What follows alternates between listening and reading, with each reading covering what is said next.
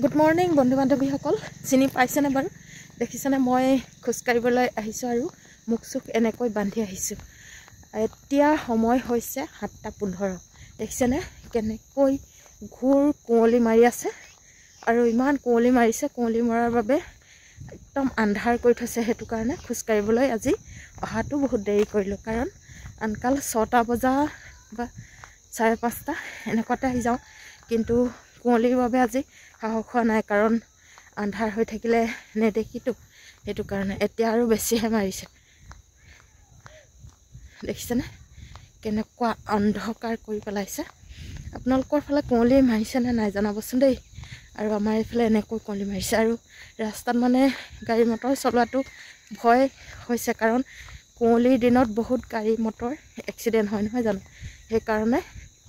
কোঁৱলীৰ দিনকেইটা গাড়ী চালকসকলে সাৱধানে চলাব লাগে আৰু যেহেতু লাইট মাৰি গলেও লাইট নেদেখা হৈ যায় কিছু কিছু জায়গাত যেতিয়া আমাৰ ইয়াতে তেনেকুৱা এতিয়া পৰিৱেশ হৈ পৰিছে কাৰণ কিয় হৈছে ইমান কোঁৱলী নাজানো দেখিছেনে যিমানে আহিছো মানে ইমানে আন্ধাৰ হৈ হৈ আহি থকা নিচিনা লাগিছে নহয় জানো সেই কাৰণে ভাবিলো ভিডিও এটাকে কৰো আৰু আপোনালোকৰ ফালে কাৰ ফালে এনেকৈ কোঁৱলী মাৰিছে জনাবচোন দেই আৰু খকৈ খোজ কাঢ়িছো দেখিছে ভাগৰ লাগিছে সদায় মই এনেকৈ খকৈ খোজ কাঢ়ি ভাগৰ লগাকৈ খোজ কাঢ়ো আৰু হেহে 3 বছৰ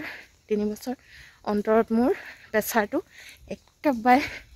কমি যাবলৈ সক্ষম হ'ল আৰু মোক এজন ডক্টৰে পৰামৰ্শ দিছিল যে আপুনি 40 মিনিট খোজ কাঢ়ক আপোনাৰ প্ৰেছাৰ নিউট্ৰেল হৈ যাব হেহে তেওঁ মতে মই খোজ কাঢ়ি এতিয়া মোৰ প্ৰেছাৰ ঔষধ খাব নলগীয়া কৰি দিলো কাৰণ মোৰ ল'ৰাটো জন্ম মৃত্যু হোৱাৰ পাছৰ পৰা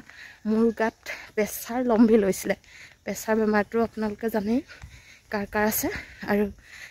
ডাক্তৰৰ নিয়ম মতে সকলো মানিলো কিন্তু খোৱাকৈ একো বচা নাছিলো দেই সকলো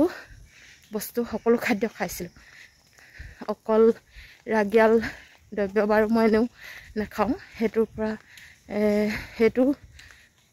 পৰা বা আগতেই আঁতৰত থাকোঁ কিন্তু হয়তো সেইটো খোৱা হ'লে কিজান মোৰ প্ৰেছাৰটো নকমিলেহেঁতেন আৰু বাকী বস্তু সকলো খাওঁ আৰু প্ৰেছাৰটো এতিয়া কমি গ'ল আপোনালোকেও যদি কাৰোবাৰ প্ৰেছাৰ আছে নিতৌ আপোনালোকে ৰাতিপুৱা আৰু গধূলি নিজৰ কাৰণে 40 মিনিট টাইম বা 20 মিনিট টাইম উলিয়াই এনেকৈ খোজ কাঢ়িবচোন নিশ্চয় সুফল পাব তাকে কৈ মই মোৰ ভিডিঅ'টো সামৰণি মাৰিলোঁ ধন্যবাদ